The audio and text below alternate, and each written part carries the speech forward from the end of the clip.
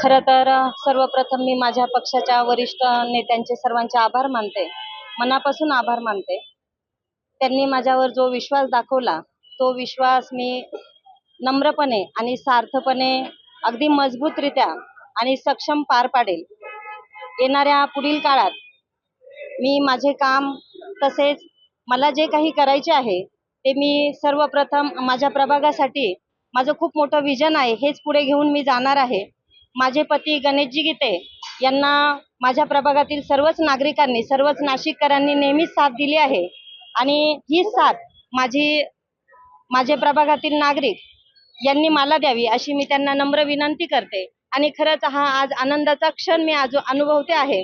भगवद्गीतेत श्रीकृष्ण म्हणतात, कर्मण्येवाधिकारस्ते मा फलेषु कदाचन. या श्लोकाप्रमाणेच मी माझं काम करेल आणि माझ्या कामावर माझा विश्वास आहे आणि माझं कार्य मी नक्की छान पार पाडेल. धन्यवाद. जय हिंद, जय महाराष्ट्र.